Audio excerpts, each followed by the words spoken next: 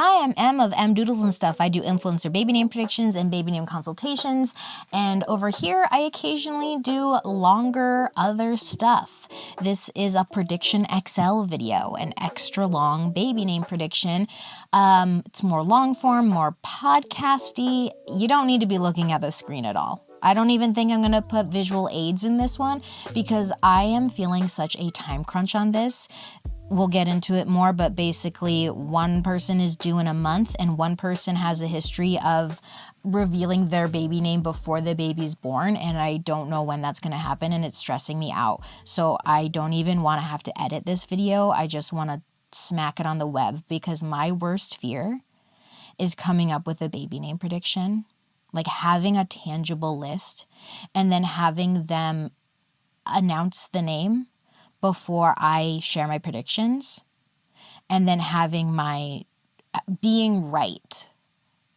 I love being right, but if I have to say like, no, just like, believe me, I swear I had that name on the list. And then the possibility of being like, sure you did.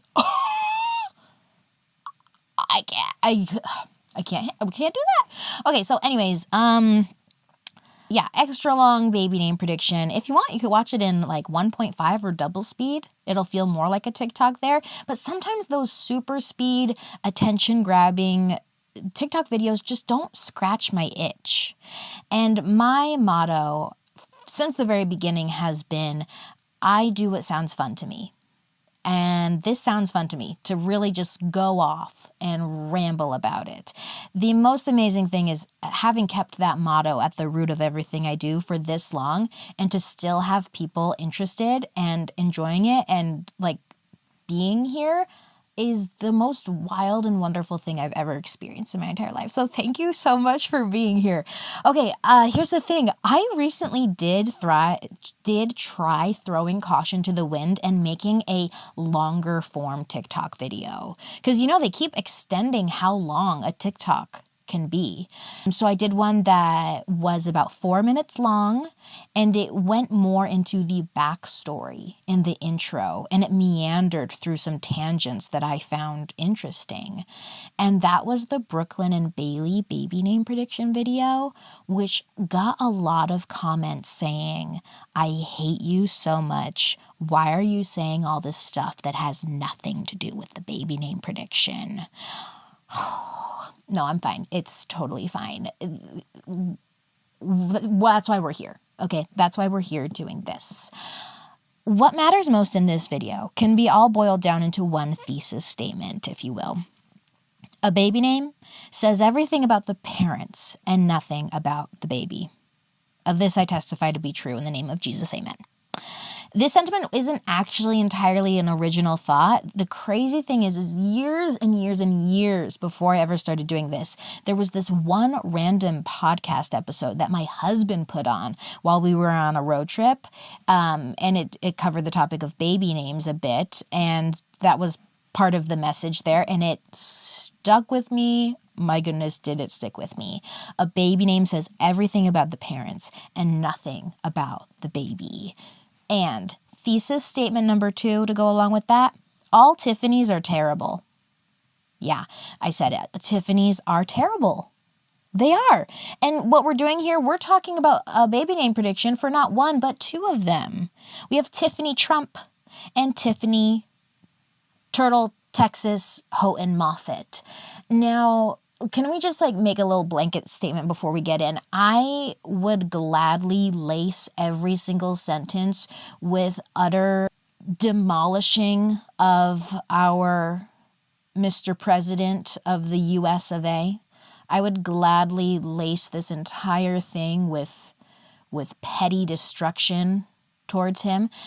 But that would make the video 8 hours long. So just know that even when I'm just generally speaking about them, just sharing facts about the Trump family life and family dynamics, please know that even if I'm speaking with the normal candor of a sane human, know that deep down in my heart, the undertone is hatred.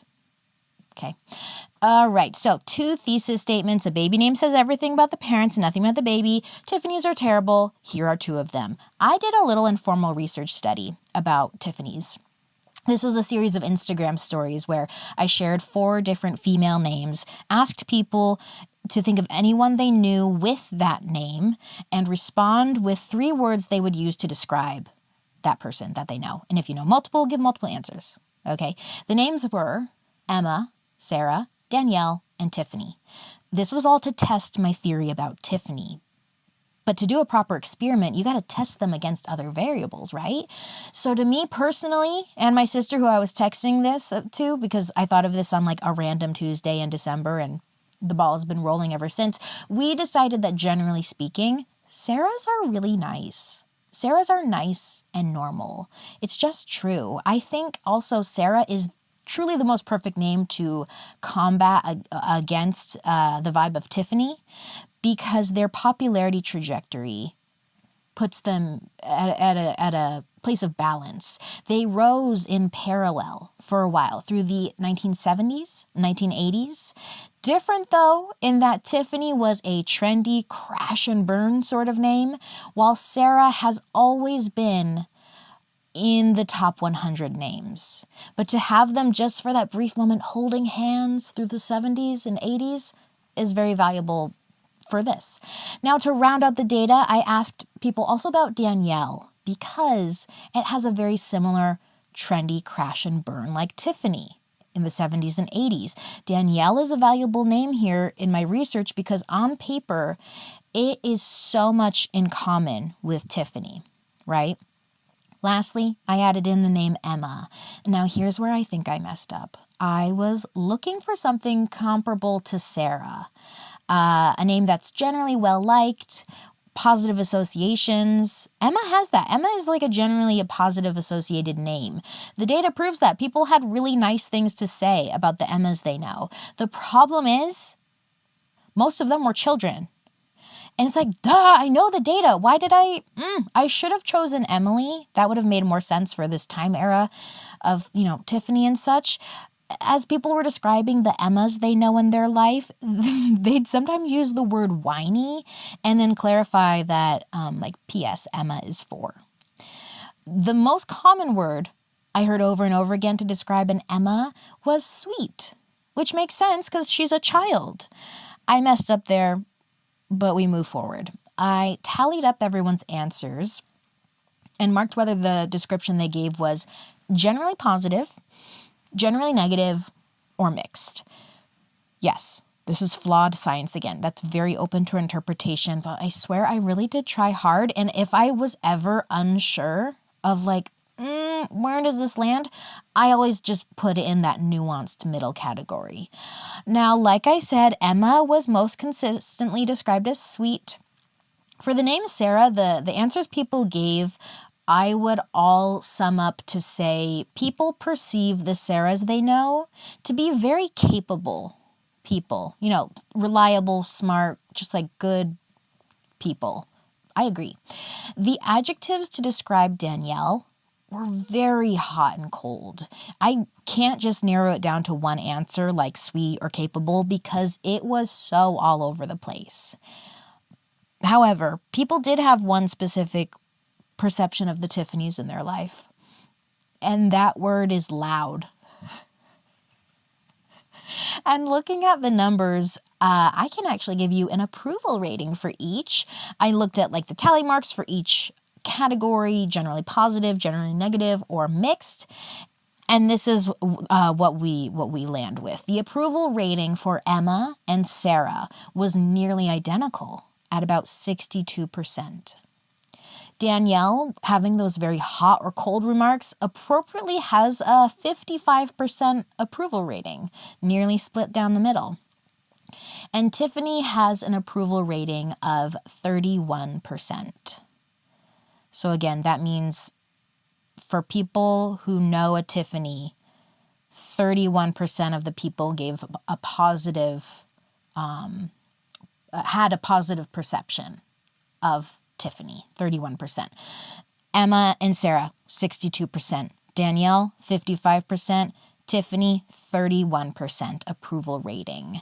No need to talk about the scores of the nuanced category, but let me quickly mention the negative associations. So this was the percentage of people that had a negative perception of the person they knew with each name. For Emma, 13% negative perception. Sarah, 10% negative. That's the lowest. Danielle, 13%. Just like Emma, actually, because Danielle just had so many of the tally marks ended up in the nuanced column, right? Okay, Tiffany was described in a generally negative way in 32% of the answers. Emma, 13, Sarah, 10, Danielle, 13, Tiffany, 32% negative results. Now, the exact question I asked was, if you know someone named Tiffany, what are 3 adjectives you would use to describe them? And I did mention in there, avoid celebrities, please. I'm going to scroll through some of those verbatim answers of, if you know someone named Tiffany, what are 3 adjectives you'd use to describe them? Spontaneous, creative, difficult. Over the top, loud, youthful. Popular, fun, tall. High maintenance, kind, smart. Loud, blonde, rich. Bubbly, bossy, judgmental. Chaotic, wild, extra. Social, flexible, scattered. Scary, sporty, popular. Loud, brassy, country. Annoying, loud, intrusive. Blonde, popular, and silly. Spunky, loud, and spicy. Interesting, pretty, quiet. Hilarious, artistic, and suffers no fools. Outdoors, silly and kind. Shy, intelligent, and compassionate. Bubbly, outgoing, and no nonsense. Hyper, troubled, and busy. Know-it-all, country, and talkative. Loud, blonde, and white. Cool, southern, and blonde. Unconventional, tattooed, and self-assured. Preppy, extroverted, and expensive. Loud, tacky, and not very intelligent, LOL, this is so mean, I'm sorry. Talented, conspiracy theorist, and opinionated. Dancer, snobby, and loves to gossip. 90s, likes designer things, and not original. Permed, spray-tanned, and bleached. Perky, Christian, and toothy. Insecure, talkative, and self-promoting. Annoying, Republican, and blonde. Blonde, ditzy, and loud. Hard to please, hard to get to know, and naturally gorgeous. Self-absorbed, materialistic, and dumb. Blonde, fake, and rich. Hot, Australian, and manipulative. Acrylics, bleach, and vodka soda. Loud, blonde, and chatty. Loud, bright, over-decorates for every holiday. Snobby, prissy, and pretty. High-strung, extra, and girly. Snobby, rude, and blonde. Blonde, bratty, and bougie. Blue eyeliner, bumper stickers, and line dancing. Ditzy, slutty, question mark, fun, parentheses, OMG, I'm so sorry, Tiffany, end parenthesis. Blonde, dingbat, flirty. Mask, lesbian, mean, and sarcastic. Spoiled, mini poodle, and blonde. Bubbly, small, high-pitched. Accessories, energetic, not a reader. Snooty, blonde, and not very smart. Baby hungry, boring, bland. Kind, blonde, and Trumpy vibes. Suburban, superficial, and tipsy. Trashy, not that smart, and in her late 30s. And lastly, neon, great legs, and nursing major. Now, there's a pretty good chance that if you are watching this video, it's because you already know the intrigue of Tiffany Turtle, Texas, Houghton, Moffit. And if that's the case, you have got to be thinking what I'm thinking. Weren't those just all about her? I said no celebrity answers, but I should have also said, please don't answer for any Tiffany's you've seen on the internet. I swear everyone here is just describing Tiffany Houghton, minus the sarcastic, mean mask lesbian and hot manipulative Australian and a handful of others. And then I'm like, well, one said acrylics, bleach, and vodka soda. Tiffany Houghton has gone on the record many times sharing her love of getting the exact same shade of pink nail polish every time she goes to the salon, and her hair is always bleached. But she's super Mormon and she does not touch alcohol, which means that this gal in this answer is similar to Tiffany Houghton, but it's clearly a different Tiffany, right? Or here's this one, trashy, not that smart, in her late 30s. I know this is a different Tiff because the age bracket is off. We have evidence pointing to believe that many Tiffanys do share qualities with Tiffany Houghton. And based on algebra, I believe this is likely evidence about Tiffany Trump, too. Tiffany Ariana Trump, might I add, specifically, is her full name. As you could expect here, she's the fourth child of our most unfortunate current trash heap of a president. Tiffany Crystal Houghton is an Instagram influencer and third child of the most chaotic holiday decor heap of Texas. Turtle Creek Lane is her mother's account and the street they live on. These two Tiffanys have so much in common beyond just their names. They are both 1993 babies, currently age 31. Both these Tiffanys have artificially enhanced blonde hair. They both have blue eyes. They both have incredibly wealthy fathers, very Republican conservative families. Both are currently pregnant with their first son. You could call either of them TT, Tiffany Trump, or Tiffany Turtle. Both of their incredibly wealthy conservative Republican fathers appear shorter than their wives, in part because their wives have very large hair. Both fathers have published books about their advice for getting rich. Both of their fathers take a lot of helicopter rides. And both of their fathers have had near-death experiences in the last calendar year. Tiffany and Tiffany both have had very short-lived music careers. In 2011, Tiffany Trump released a single titled Like a Bird.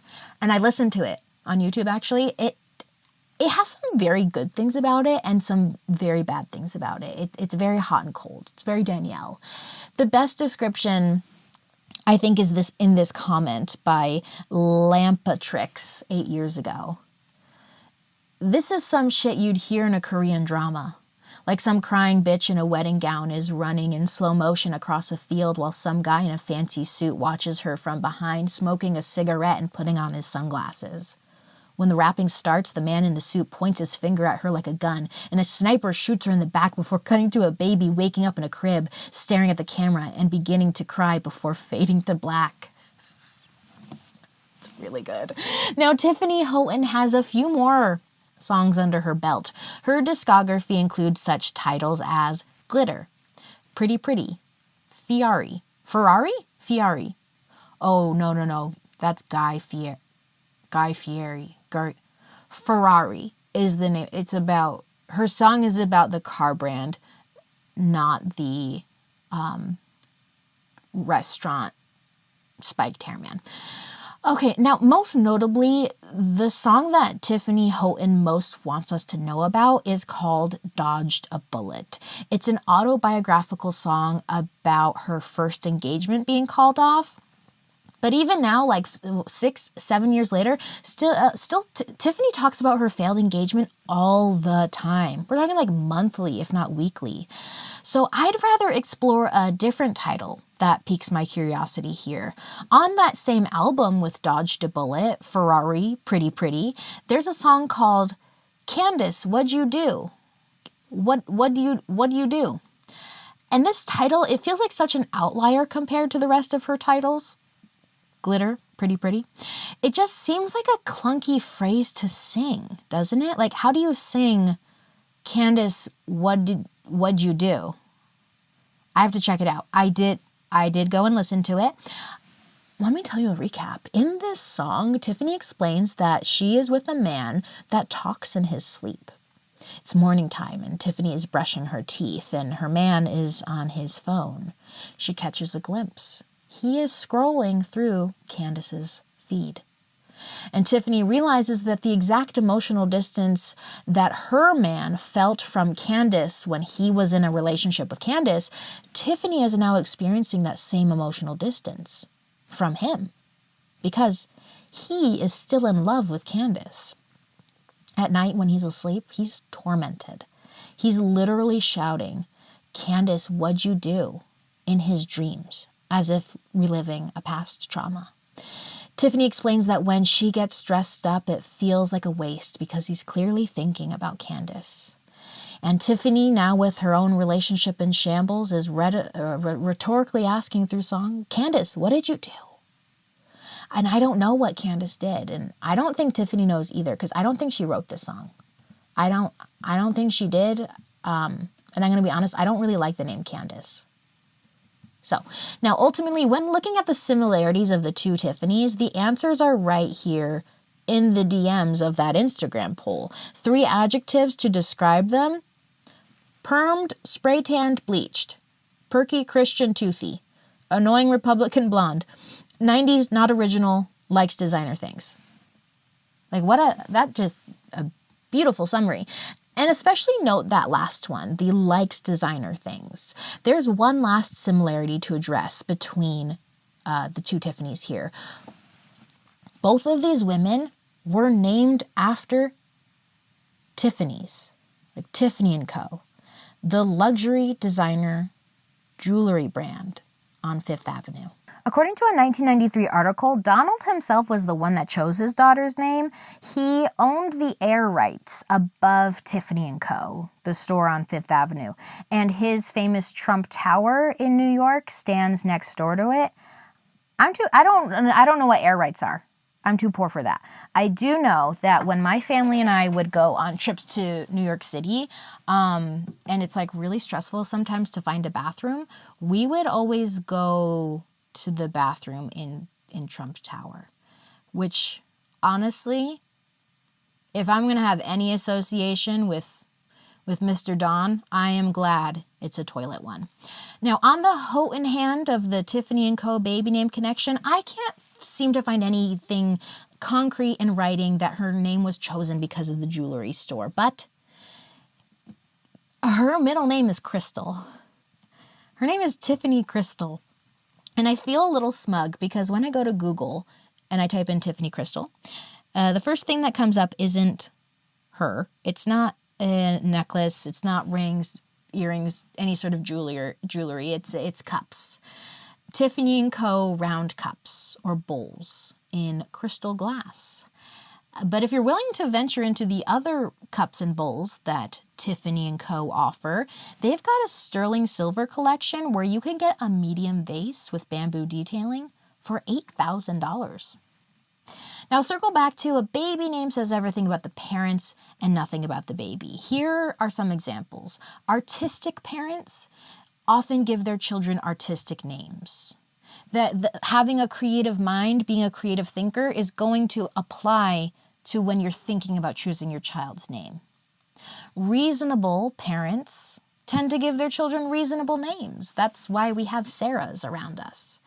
Parents who love Hawaii may be more likely to give their children names that fit the aesthetic and theme of Hawaii. And a kid named Ocean is not inherently more likely to become a surfer just because of his name, but there's a much higher chance that a kid named a kid named Ocean was born to parents who also like the ocean and surfing and Hawaii, and therefore more opportunities to surf would come his way. A kid named Ocean is probably spending at least some degree of time around the ocean. More than Sarah, I would assume. And so now let's look at Tiffany Houghton and Tiffany Trump. These women aren't bleached, spray-tanned, lights are on but nobody's home, conservatives with expensive taste and lack of real-world experience because their name is Tiffany. No, their name is Tiffany because their parents are bleached, spray tanned, lights are on but nobody's home conservatives with expensive taste and a lack of real-world experience. The next thing we need to do, though, is look at the Tiffanys as the parents. We need to make perceptions about them and their lives from their social media and predict what names they are likely going to give their children. We already have a little bit more intel on Tiffany Houghton because she already has a baby. She has a daughter named Lily, and she's now having her first son. She does have a boy dog who is seen so rarely that people actually suspect that they might just rent him for pet food sponsorships. It's the only time we see him when we have an ad. Now, that dog's name is Dallas, and if I may ever so humbly and quickly jump back to that Brooklyn and Bailey discussion, people were so convinced that I convinced Brooklyn not to use the name Dallas because I made fun of it. You guys, I 10,000% don't believe that happened. I absolutely would never ever in a million years believe that they were going to use the name Dallas. And one of those reasons is because the McKnight twins are friends with Tiffany Houghton. So I have 2 points to make here. One, theoretically, Brooklyn McKnight has spent time around this dog named Dallas, and that association would make it too close to use for their baby. But point two, even more so, I think that the fact that a little yippy tiny dog's name is Dallas in Dallas, Texas, perfectly proves my point that to name a kid Dallas in Dallas, Texas would be so embarrassing. I'm fine with it for a little yippy dog, but for a kid that'd be embarrassing. Okay, now, like I said, Tiffany revealed Lily's name before birth, which that's why I'm stressed. I have no idea how quickly this timeline will play out this time. In that baby name reveal video, they showed other baby names that we can assume were the other top contenders. We can assume those are the baby names we like but won't be using. And I love that sort of data. However, here's the thing. I think they could also be seen as names that were plausible alternatives just to put up on the chart. Like they made like a balloon chart of like selecting what name was their favorite. I don't actually know if they were all baby names we like but won't be using. For example, one of the other names on there was Rose. Were they actually considering Rose, or was that just a plausible alternative to put up on the board because it's a flower name like Lily? You know what I mean? They also listed Kate, which was absolutely a tongue-in-cheek option up there because historically the family just keeps using the name Steve and Kate. Tiffany's father, the incredibly wealthy conservative Republican father who appears shorter than his wife because his wife has very large bleached blonde hair, who has published a book on his advice to getting rich and loves helicopters despite a near-death experience in one. His name is Steve. And then Tiffany has an uncle on her mom's side named Steve and a cousin named Steve. And then her brother is Stephen Jr., who then named his daughter Stevie Kate. Tiffany's sister is McKenna Kate, and her sister-in-law is Katie. Moving on from there. There's one other tongue-in-cheek name listed on their board for that baby name reveal video, and that is Thunder, which they technically did say is a boy name they would use. There's a running joke that Tiffany's husband really wants to name a baby Thunder. The thing I really want to emphasize here is that it's not funny. It's not a funny joke. They're not a funny couple.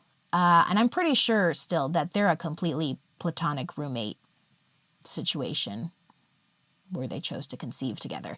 The chemistry between them, you guys, it's akin to Sharpay and Ryan Evans.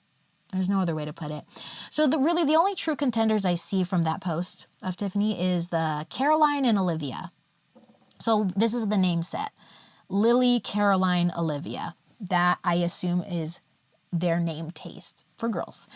And what message does that send? What assumptions can I make about parents who have these names at the top of their list? These names are topping the charts. They've been around for a very long time in white people history, and they're also very popular right now, like really popular. Olivia is number 1, and it's been there forever. Lily is top 20.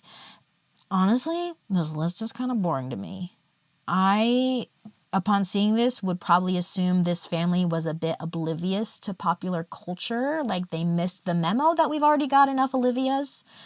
Olivia is so in that it's out. You know what I'm saying? Lily, Olivia, Caroline. That's a very classic, lovely set. They're perfectly good names, but in a way that classic and boring can be on the same side of the coin.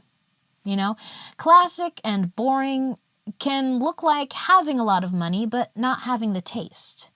It's having an $8,000 medium-sized sterling silver vase from Tiffany & Co.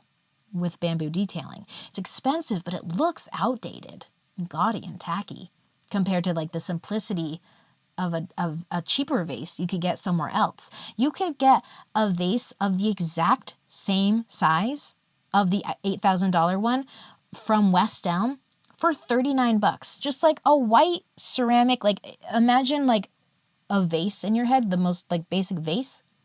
Classic, timeless. $39. It just, why would anyone get this $8,000 vase? The thing is, paying significantly more for something that looks tacky could be Tiffany's middle name, except that her middle name is Crystal, which is definitely something you could pay significantly more for and it would look tacky. I would so much rather have the West Elm vase, you know?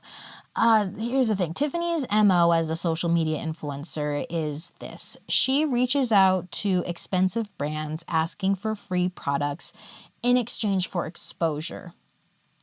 She then shills links to the dupes of the expensive thing she got for free. She will own the expensive high-end thing herself, then act like she's doing a noble service for the poor peasant viewers by sharing with them where to get a cheaper alternative. She'll be like, look at this beautiful furniture I have. I am so good and gracious to you. I found you a cheaper version. So this is what happens. She gets the real good thing for free, and then she also makes a commission from the people who purchased the cheaper version with her link, and then the original brand that sent her the free thing gets no new customers. Tiffany is not a trend setter. She's a trend follower. With a solid, I'd say 10 to 15 year lag on the current trends. Easiest example is the name Lily. Lily shot up in popularity in the early 2000s. It was a top 50 name since 2005. It first entered the top 20 list in 2009. That's a long time. 2009 was the year Tiffany would have been in high school, and the year that Lily was at its absolute highest on the charts was the year Tiffany graduated from high school. Do you see this? Like, this is not a random coincidence. This is what the Redditors would consider tangible evidence that Tiffany's behavior is stuck in high school. And the 10 to 15 year delay thing for Tiffany's preferences it's evident just scrolling her Instagram. You've got a bubble hem dress she wore over Christmas.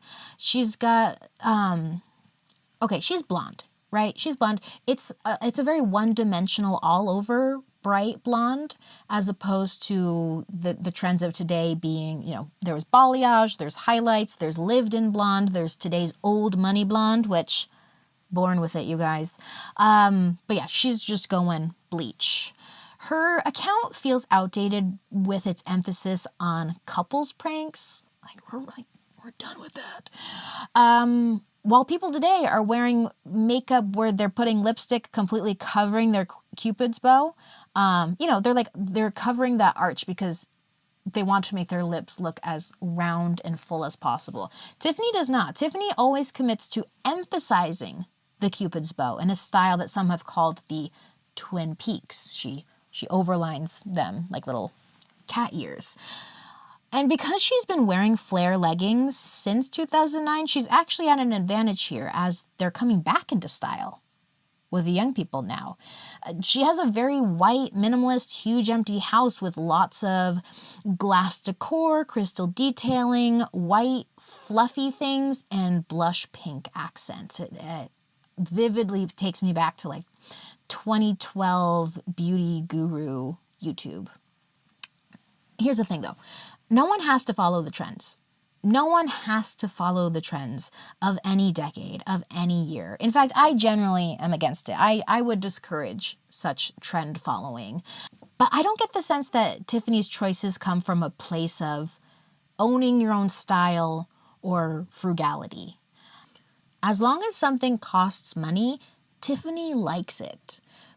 But there's a facade of like being this normal family, shopping at Walmart. No, she likes that for the sponsorships. There's a really big enthusiasm for bargains. That's for the commissions. And her house isn't empty because she can't afford to furnish it or because she's a minimalist. It's because her house is her filming studio. That is a tangent for maybe another day. It drives me crazy that all the influencers in the Turtle Creek Lane family have their houses lit so bright inside. Pay attention to that. Like, they'll be getting ready for bed at night or like waking up in the morning, and it is so white and bright and lit. They love the big light. I've never seen a cozy lamp. Cozy is as far opposite from the turtles as possible. Allow this tangent to go on for just another second. I need to read a passage of a book for you. For all its grandeur, the house felt oddly sterile, spacious yet confining, modern yet soulless, a house built for show, not for living. Her obsession with camera-friendly minimalism meant our walls remained bare, save for the occasional picture. The lighting in our house was clinical. Rows of bright white studio lights instead of warm, homey fixtures. It made everything look clean and pristine, but it lacked warmth. Like everything else in our lives, it was designed for the camera, not for comfort. We weren't even allowed to decorate our rooms or put up posters. The whole place felt more like a showroom than a home. That is from The House of My Mother by Shari Frankie, about her experience growing up with her YouTube vlogger mother, Ruby Frankie, of 8 passengers van, who is now in prison. Anyways, Tiffany.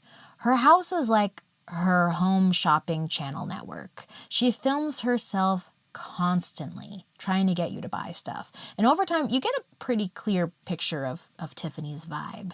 In my opinion, Tiffany is only comfortable and content when she is at the center of attention. In my opinion, Tiffany acts very dramatically, as though performing for an audience with exaggerated emotions and expressions, yet appears to lack sincerity. Tiffany is overly concerned with her physical appearance. Tiffany constantly seeks reassurance and approval. I believe Tiffany to be self-centered and rarely shows concern for others. And Tiffany often seems fake or shallow in her relationships with others. Now, those descriptions did come from WebMD's list of symptoms of histrionic personality disorder, but I'm not here to diagnose anything. Now, there is one relationship dynamic that Tiffany is very earnestly invested in, and it's not the one with her roommate husband. It's the one with the Houghton family. She is married to Adam Moffit, and it's clear that if she could turn back time, she would have preferred that he became Adam Houghton.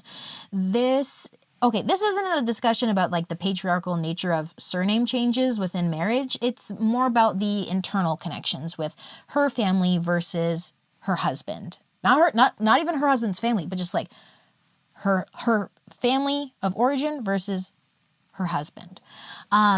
Tiffany she considered adding Houghton to her baby's name a year after she was born. It's unclear if they ever went through with that, but we do know from a recent Instagram post that this upcoming baby will have the middle name Houghton. It's very important for her to have that, and I don't blame her for that. Again, patriarchy, boo. The point here is, if I were to predict any one direction for the first name, it would be a family name connected to the Houghtons. And then add in our other intel. First baby is Lily, with considerations of Olivia and Caroline. These names are normal. They've always been around. Therefore, you could say they're classic. But also, Olivia and Lily have been up at the tops of the charts for so long, they feel a bit tired and overused and past their peak. And we know those are the same descriptors that can be used on her taste of home decor and fashion and hair and makeup and more. It's all very 2011. And for a little extra insight, I also go check Tiffany's 30th birthday party post because there's a big group photo where everyone's tagged.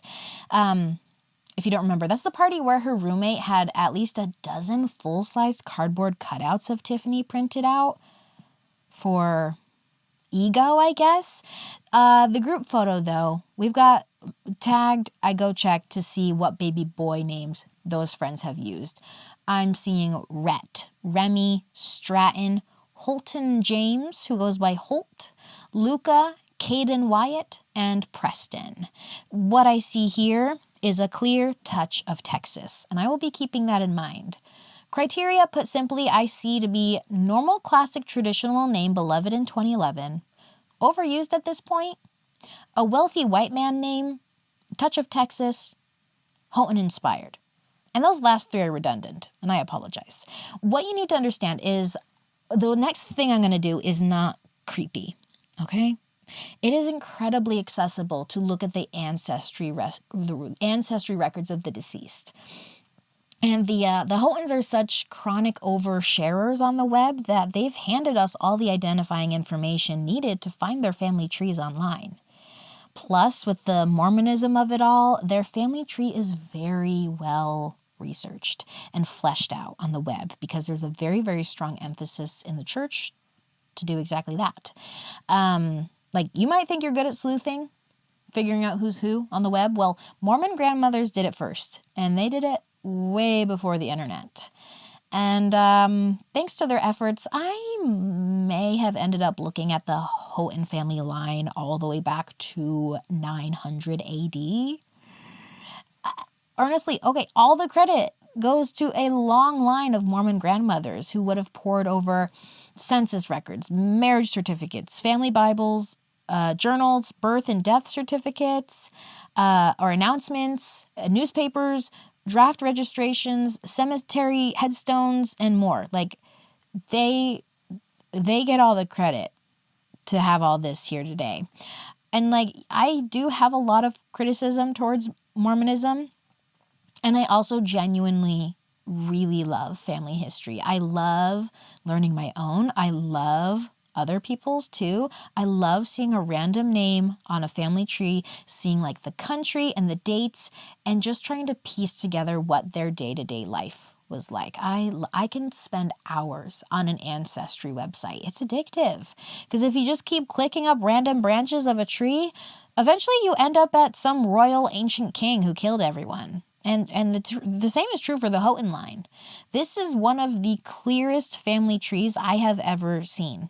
I'm serious. As far as like following one patriarchal line, Houghton to Houghton to Houghton, with no changes to spelling or anything. It goes all the way back to 1225 AD without there being any changes to the family name. Now that first Houghton, all the way back in 1225 AD, there's a grandfather, a father, and son who all have the exact same name. And that name is Adam, like her roommate. Tiffany and Adam. As it turns out, Adam Houghton already exists, like plenty of times in the family tree. Tiff just needs to work on getting her roommate legally name changed to match the rest of them. Like, Adam Houghton is the OG. Now, I click a page here that's connected to the Ancestry website called History of de Houghton. That's what it was like right before it became Houghton. It was de Houghton. Now, what it says in that very first paragraph of this history is de Houghton. The title was created on 22nd of May, 1611 for Richard Houghton, Member of Parliament for Lancashire. Lancashire? The Houghton family has been landowners in Lancashire since the reign of King Stephen and has been Knights of the Shire for Lancashire since the 14th century. Are you kidding me? King Stephen? King Stephen, the father, the son, the uncle, the son, and the Stevie K? King Stephen, I cannot believe that the very first dip I do into this deep family research, we've immediately found the two male names most at the foundation of this entire brainstorm. Adam and Stephen Houghton. And Knights of the Shire, too. It's just so good. Now, neither Adam nor Stephen is going to be the baby name, though. Right? I don't think she would do that. So what I do, I go back to the family tree again, and I write down any name of any Houghton that fits that general criteria from before. I'm sticking with direct ancestors. It's got to be someone with that last name, with the Houghton. I'm just going to list to you what I collected. William, Henry, James, Philip, Joseph, Richard, Thomas, Nathan or Nathaniel, Curtis, and then two indirect Houghton names I couldn't pass up, Riggs and Hugh. They are not directly Houghton, but we're keeping them. Now, here's the interesting thing of recent events. Tiffany's cousin just had a baby and named him Thomas. And that's on this list. Coincidence? Probably, but I'm choosing to see that as confirmation we are on the right path. I really can't see Tiffany choosing Richard, even though there were a lot of Richard Houghtons. I'm going to take it off. I can't see it happening. Everything else here feels plausible. We've got names that are classic and popular right now, like Henry. We've got names that are high on the popularity charts, but have us asking, wait, really? Like, there's still people using that name? Like, there's still babies today being named Nathan? That surprises me. And because Liam continues to be in popularity spot number 1, it absolutely goes on Tiffany's list. Liam is boy's name number 1. Remember, Olivia is girl's name number 1. I could see her doing full name William or full name Liam, right? Lily and Liam, matching first letters, matching second letters too, actually. And having a sibling letter theme can be done tastefully, or it can be done in a tacky way, and I'll leave it at that. The name of Riggs would really fit in her influencer friend group. That's why I kept it. Like Riggs and Rhett, Stratton, Holt, Preston. Yeah. Okay, what I'm going to do, I'm going to go down the list, say them each out loud for best clarity here. William Houghton Moffit, Lily and William. Those genuinely sound very good together. Liam Houghton Moffit, Lily and Liam. Absolutely makes sense. Henry Houghton Moffit, Lily and Henry. I love an alliteration. This pleases me.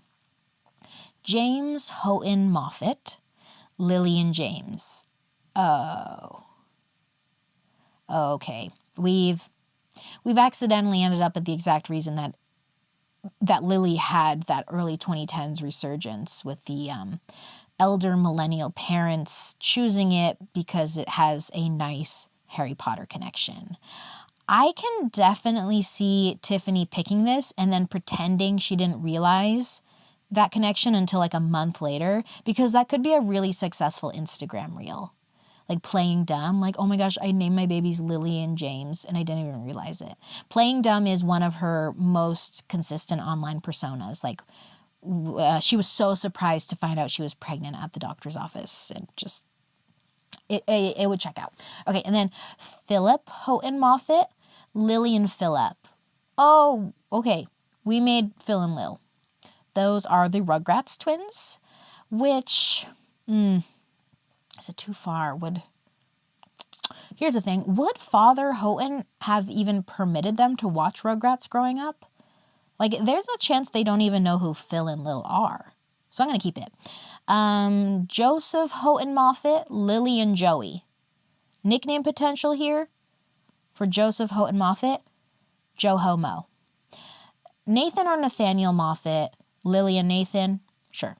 Curtis Houghton Moffit, Lily and Curtis, sure. Riggs Houghton Moffit, Lily and Riggs, sure. Hugh Houghton Moffit, Lily and Hugh. I like the name Hugh. I really do. And I also think in this specific situation, they'd very likely make a first birthday party theme around Donald Duck, like Huey, Dewey, and Louie. And then like the whole family would go to Disney World for the birthday party. That makes sense. Okay. We now need to pivot to Tiffany Ariana Trump. First thing I want to do, I want to see a full spread of the family names. Donald's children are Donald Jr., Ivanka, and Eric, by way of his first wife, Ivanka. Then you've got Tiffany, by way of Tiffany & Co., the jewelry store, and his second wife, Marla Maples. And then lastly, there's Barron with Melania? I don't know, you guys. Is it Melania? Okay.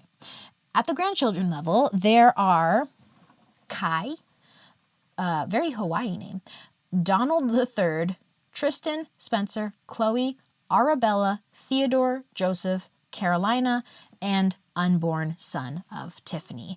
What I see here is a pattern that is very common in the South and or amongst conservatives with traditional family values. No nonsense names for boys, frilly and silly names for girls, as those are traditionally how each gender is meant to be. With this mindset, families often name their sons by asking themselves, how does this name sound on a resume? You know, the resume test. Can I imagine this name as a CEO? Can I imagine this name as the president? And then those traditionally minded families value baby girls in a way of these girls will support their husbands and raise children. And they are more likely given names that do not even consider the resume test. They get names that are cute and frilly and girly, and they're trendy instead of timeless. That's how you get Tiffany. That's how you get Kai and Arabella. Arabella? So we have reason to assume that those same timeless names from Tiffany Houghton's list would also apply here. I feel absolutely certain all those names are somewhere in the Trump family tree as well. I mean, Joseph, of course it is. And actually, as I'm looking at it, Donald's father and brother were both named Frederick, and that has become the middle name of two of their grandsons. There's grandson Spencer Frederick and Joseph Frederick. Again, perfect example. Those are boys' names in the family that feel very classic and traditionally presidential, and their sisters were not so lucky. Now, there's one component we need to add in. There's a curveball here. Who Tiffany Trump married. That is Michael Boulos, and I don't know if I'm pronouncing it right, but I'll say, or is it Bolos? Boulos? I don't know. They met at Lindsay Lohan's Mykonos Beach Club in 2018. I look at Tiffany's Instagram account some more because the adjectives to describe her persona on the web will likely cover over into what she'll look for in a baby name.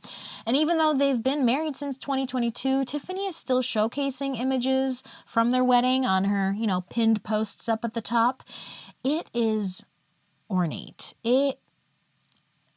Tiffany Trump's wedding makes an $8,000 sterling silver vase look like garbage.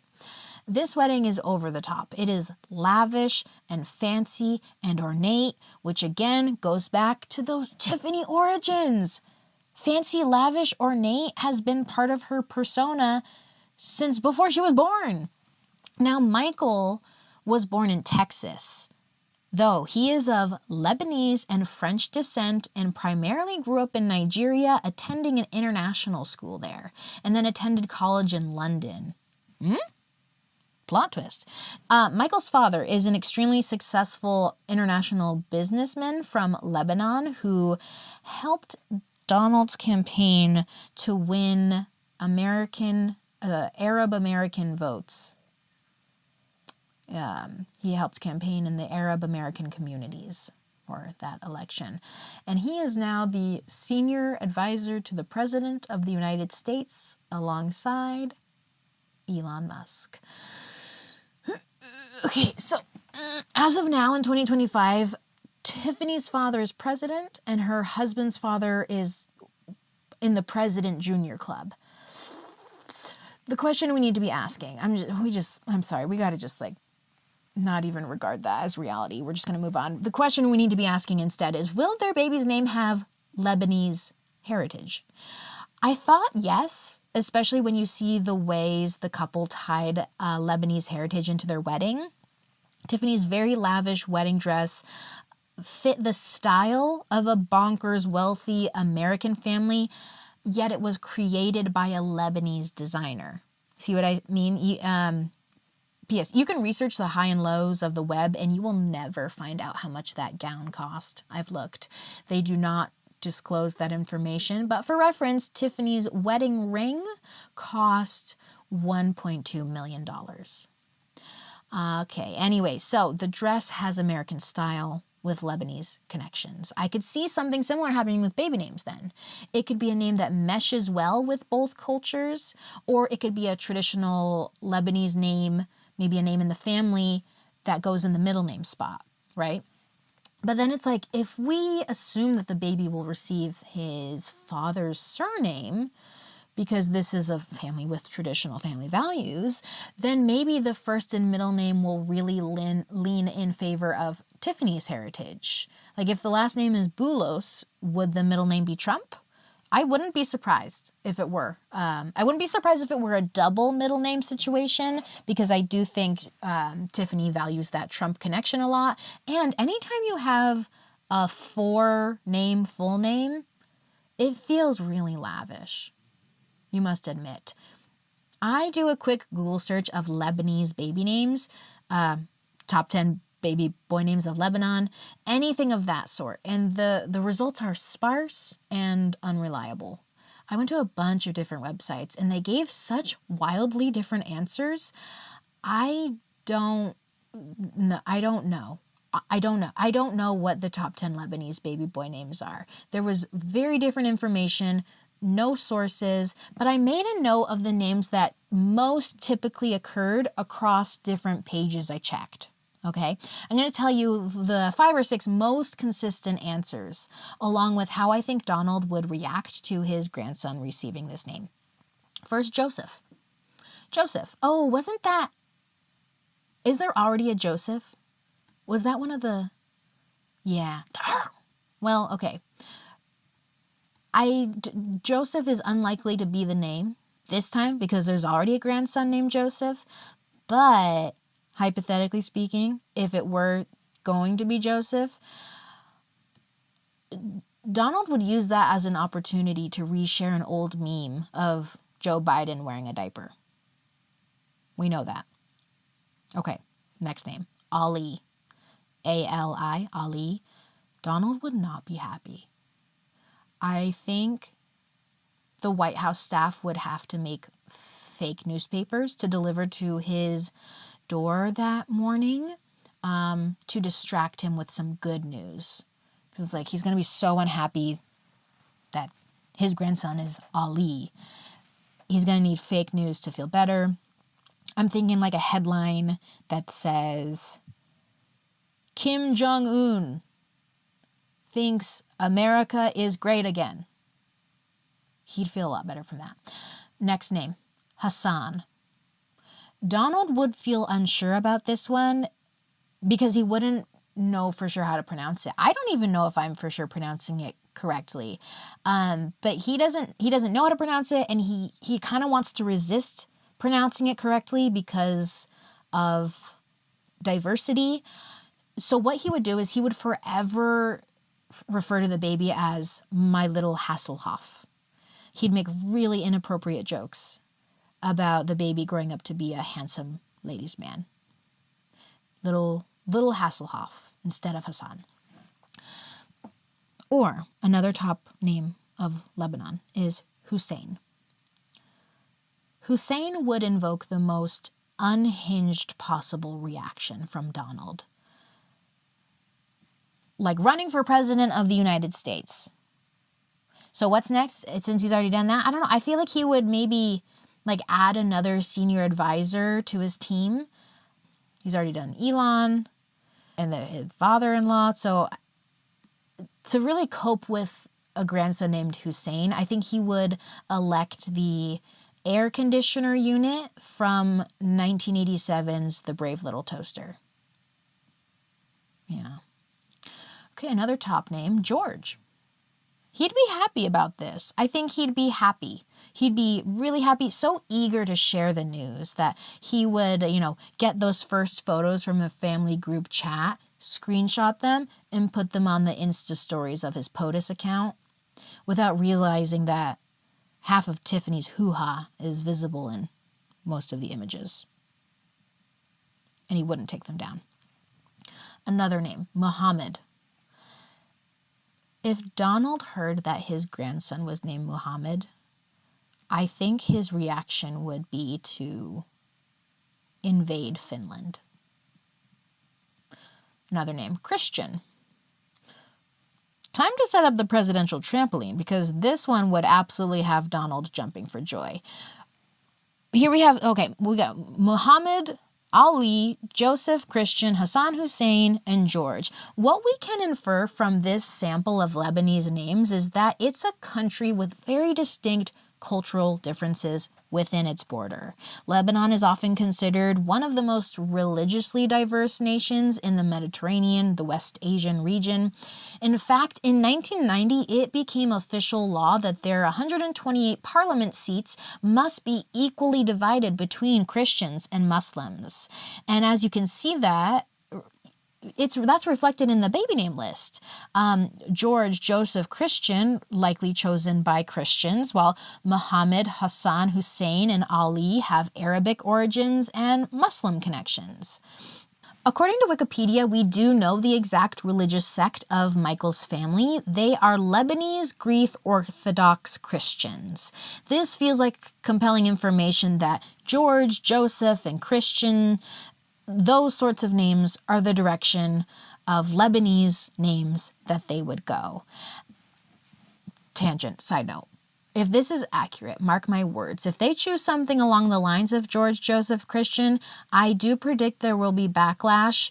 They will be accused of whitewashing the child's Middle Eastern Arabic heritage. And now that you've watched this video, you are an informed viewer and you'll know to say, well, actually, Lebanon is one of the most religiously diverse nations with a huge Christian population as well. And Michael himself was born in Texas, raised in Nigeria, and went to an international American school and university in London. Then it makes for a very compelling baby name prediction, honestly. It's not going to be as simple as Lebanon, Middle East, Hussein. If you hear anyone say that, you shake your head at them. Okay. It's a really compelling baby name prediction because of all those different places he's lived, where all of that stuff. Unfortunately, Donald's dark cloud looms over all of it. As much as I'm intrigued by the ways that heritage plays into baby names, sadly, what we're looking at here is it's conservative billionaires here and conservative billionaires there, and Lindsay Lohan's Mykonos Beach Club, a $1.2 million wedding ring, and the average American is still unable to afford the basic cost of living. Bummer. Bummer, bummer, bummer. Therefore, if there's one other direction we need to explore, it's the great tyrannical leaders of the Western world. Follow this train of thought with me. We're at Donald, right? From Donald to Elon. From Elon to Mark Zuckerberg, who famously has an obsession with the ancient Roman Emperor Augustus Caesar. And it's not just the haircut, though that is a part of it. Mark even named his daughter August. And I think we can add that name here, too. From Augustus Caesar to Julius Caesar, big tyrant vibes there, a ruthless warrior slaughtering thousands and thousands with every conquest. Julius Caesar to Mark Antony. Oh, wait. Does Mark Zuckerberg like all of this because, his name is part of it? Like Mark Antony, Mark Zuckerberg? So what I'm going to do is I'm just throwing together a pile of names of ancient Roman or Greek origins that could work. There's August or Augustus, Anthony or Antony, not Mark, but Marcus, yes. Alexander, big yes. Roman, just straight up Roman. Dominic, Polo, no, wait, Marco like Polo. Marco Polo, bad, right? Did a lot of bad stuff. So name Marco. Maximus, or you tone it down to Maxwell, something where let's just like nickname Max, right? Sebastian, Leo. In the same way, I wouldn't be surprised if Tiffany Houghton used the nation's most popular name of Liam. I wouldn't be surprised if Tiff Trump used the very trendy August or Leo. That makes sense to me. And now, okay, I'm looking at a public obituary of Tiffany Trump's grandfather who passed away almost exactly 1 year before this baby's due date. Could there be an homage to him? Maybe. Okay, his name was Stanley. Middle name Edward. He was from Dalton, Georgia, and that is absolutely a Southern town name that Southerners would use as a baby name. This is better than Dallas and Dallas. Also, I feel like it could be something like Malcolm, Locke, like a strong, unique name maybe. And honestly, I'd enjoy a Brittany Mahomes direction of precious metals because that would really tie in the Tiffany & Co. situation of it all. Probably like sterling, right? I could see sterling, maybe stone. Tiffany Trump's baby shower pictures just dropped, like just a few minutes before I got ready to record this. Springtime bunny theme here. So we've got to tack onto the end here real quick. Peter Rabbit. Okay, so what we're going to do here is we're going to combine all these lists into one for all we've discovered. For these Tiffanys are the same, right? Maybe all Tiffanys are the same, but at least we know these two are. We are going to start with this list with the names of the most King of England vibes of names and work our way down to the names with Roman tyrannical emperor vibes. So, names that Tiffany or Tiffany might use. William Henry George, Edward Dalton, Stanley James, Thomas Christian, Philip Joseph, Sterling Stone, Peter Curtis, Riggs, Nathan Nathaniel, Hugh Alexander Maximus Maxwell, Anthony Antony, Sebastian Marcus Marco, Leo Dominic, August Augustus, or Roman. So those are all my ideas for now. I guess we'll find out what happens. Thanks for watching.